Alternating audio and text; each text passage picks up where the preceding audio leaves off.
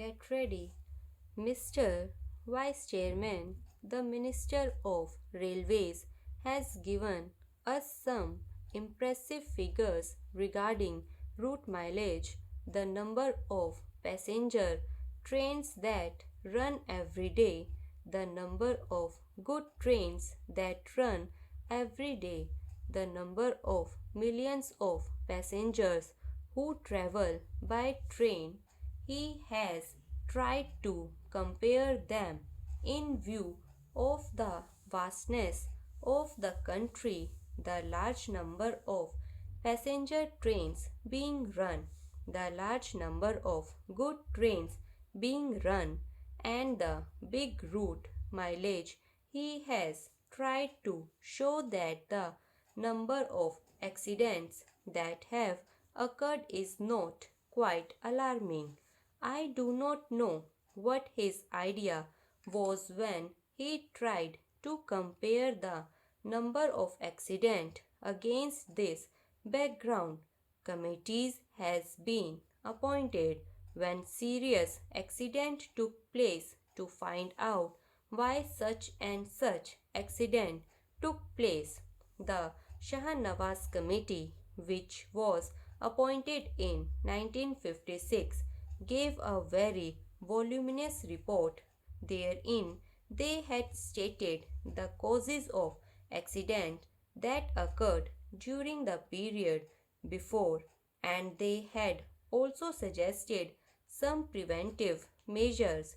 The government have again appointed another committee headed by Dr. Kunzru. It is more than 8 months or so. I do not know why an interim report has not been submitted by this committee. It would have been better, at least for discussion on such an important subject like this, if that committee had submitted an interim report. We could have offered more constructive suggestions. Unfortunately, the committees that are appointed take their own time to submit their report. Maybe the government is partially responsible, for they may be cooperating with the committee in giving all the material that is necessary for the committee to come to some sort of conclusion and give their findings on such an important question. Time and again, we have discussed this question of accident, and I was really pained to see how the minister tried to minimize the seriousness of the railway accident. He also quoted in the other house the figures, the number of accidents that are taking place in other countries, particularly America and England, the conditions that are obtaining in these countries and that are obtaining in India, and totally different. There, many of the accidents take place not because of follies, not because of the limitations under which those railways work, but mostly because of the environment that there has been in those countries. So he did not mention the figures here but took refuge under the guise that our railways work much better than the railways work in other countries, and that the rate of accident in India is much lower than the rate of accident in America or England.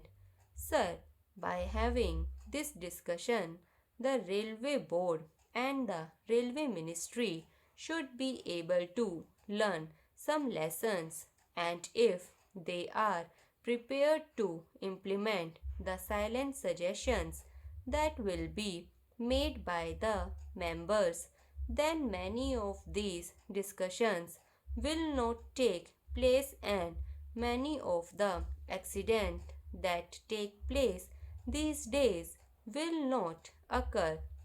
It has now become almost an everyday affair after the statement was made by the Honorable Minister in this House and the other House. Another accident had occurred to a deluxe train.